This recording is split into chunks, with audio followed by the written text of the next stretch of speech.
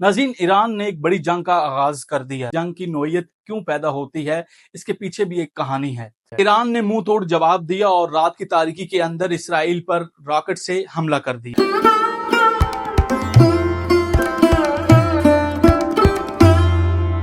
अस्सलाम वालेकुम नाज़रीन, डिजिटल पॉइंट के साथ मैं हूं आपका मेजबान अजमत जजुआ।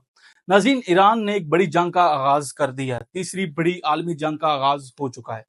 ईरान के साथ साथ शाम, लबनान और यमन ने भी इसराइल पर हमले कर दिए। अब ये वाकया पेश क्यों आता है, ये जंग की नोयत क्यों पैदा होती है, इसके पीछे भी एक कहानी है। जब इसराइल ने शाम के शहर दमिश्क में ईरानी सफारत खाने के ऊपर हमला किया, तो उसके बाद ईरानियों के अंदर जो है वो ये गुस्से की लहर दौड़ गई कि इन्होंने सफारत खाने पर हमला किया है, मतलब ईरान पर हमला किया है। सफारत खाने पर वो हमला नहीं था, वो ईरान पर हमला था।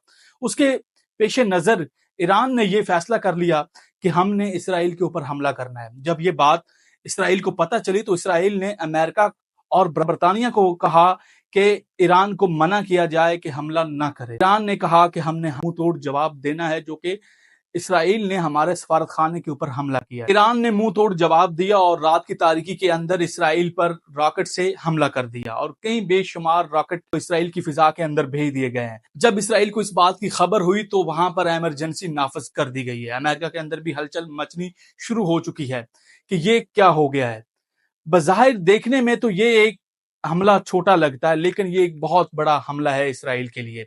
अब ये इसराइल ने हमला सबसे पहले ईरान के सफारत खाने के ऊपर इसलिए किया था क्योंकि ईरान जो है वो जब से गजा के अंदर एक कशीदा सूरत हाल है, ईरान फलस्तीन की मदद के लिए साजो सामान भेज रहा था। ये बात उनको हजम नहीं हो रही थी इसराइल को। इसराइल ने कहा ईरान को कि आप जो इमदाद कर रहे हैं, इस चीज को आप रोका जाए। लेकिन ईरान ने फलस्तीनी भाइयों की जो है वो मदद के लिए साजो सामान भेजते थे वहां पर, जिसके पेश नजर जो है वो इसराइल ने दमिश्क में सफारत खाने के ऊपर हमला किया, ईरान के सफारत खाने के ऊपर। लेकिन उसके मद्दे मुकाबल जब ईरान ने हमला किया, तो इसराइल की चीखें निकल गई हैं।